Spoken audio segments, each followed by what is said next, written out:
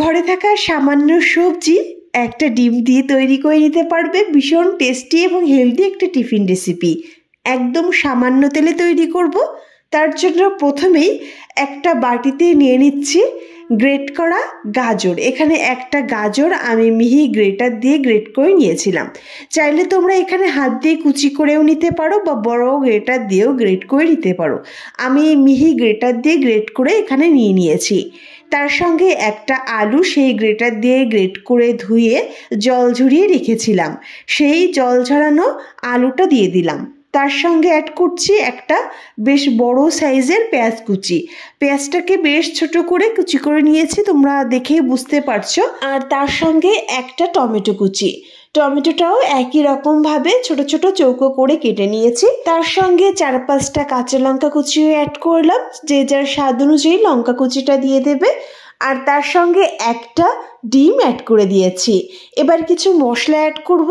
তার জন্য প্রথমেই স্বাদ অনুযায়ী লবণ, সামান্য হলুদ গুঁড়ি আর তার সঙ্গে অল্প পরিমাণ লাল লঙ্কার গুঁড়ি অ্যাড করেছি। তোমাদের স্বাদ অনুযায়ী লঙ্কা গুঁড়িটা দিয়ে দেবে। আর দিচ্ছি ম্যাগি মশলা বেশ খানিকটা, 1 চামচ মতো ম্যাগি মশলা দিয়ে দিলাম। এখানে আর কোনো মশলা আমি অ্যাড করছি না।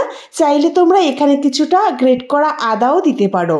এবার এখানে বাইন্ডিংয়ের জন্য দিয়ে দিচ্ছি উঁচু উঁচু 2 চামচ চালের গুঁড়ি আর তার সঙ্গে অ্যাড করে দেব বড় চামচের 1 চামচ কর্নফ্লাওয়ার।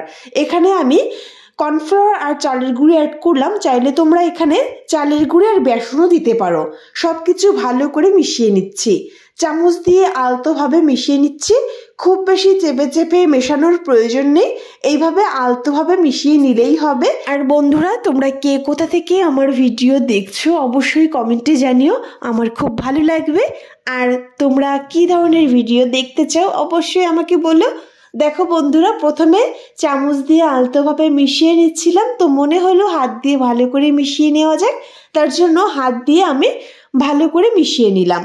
হাত দিয়ে মিশিয়ে নিচ্ছে আলতোভাবে। যদি মনে হয় তোমাদের যে একটু চালের গুঁড়ি লাগবে, তাহলে সামান্য চালের গুঁড়ি অ্যাড করতে পারো। তবে আমি কিন্তু আর কোনো চালের গুঁড়ি বা কর্নফ্লাওয়ার অ্যাড করিনি। তো আলতোভাবে হাত দিয়ে সব কিছু ভালো করে মিশিয়ে নিয়েছি, আমি আর কিছুই অ্যাড করিনি। এবার কড়াইটা গ্যাসের উপর বসিয়ে দিলাম। কড়াইটা বেশ গরম হয়ে গেলে সামান্য রিফাইন অয়েল অ্যাড করেছি।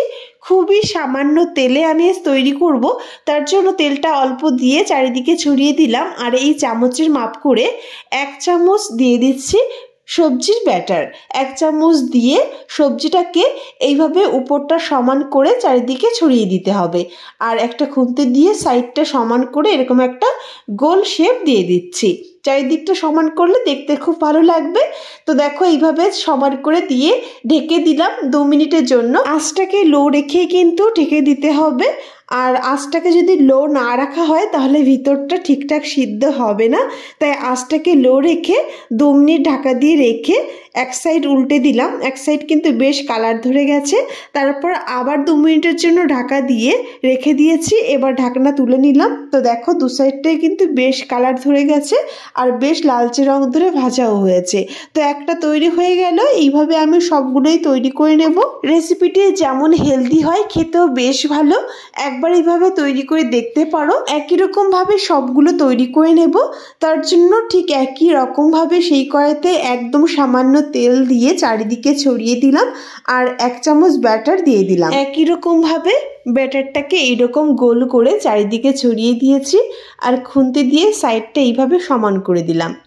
এবার ঢেকে দিয়ে 2 মিনিট ওয়েট করব এক সাইড ভাজা হওয়ার জন্য। ঢাকাটা তুলে নিয়েছি আর এক সাইড দেখো বেশ কালার ধরে গেছে। উল্টে পাল্টে 2 সাইডটাই বেশ লালচে রং ধরে ভেজে নিলাম। এইভাবেই আমি সবগুলো ভেজে নেব। আর দেখতে দেখতেই কিন্তু সবগুলো ভাজাও হয়ে গেল। ভীষণ হেলদি হয়, খেতেও বেশ ভালো। সকালের ব্রেকফাস্টে বা রাতের ডিনার একদম পারফেক্ট একটা রেসিপি। আমরা বাড়িতে একঘেয়ে রেসিপি খেয়েই থাকি, তবে ইউনিক কিছু খেতে চাইলে অবশ্যই এই রেসিপিটি ট্রাই করে দেখতে পারো। আমার মনে হয় তোমাদেরও খুবই ভালো লাগবে। তো দেখো বন্ধুরা, খেতে কিন্তু খুব ভালো হয়েছিল। ভিতরটা একদম সফট ছিল। যে কোনো সময় বাড়িতে ঝটপট তৈরি করে নিতে পারবে। আশা করছি তোমাদের ভালো লাগবে।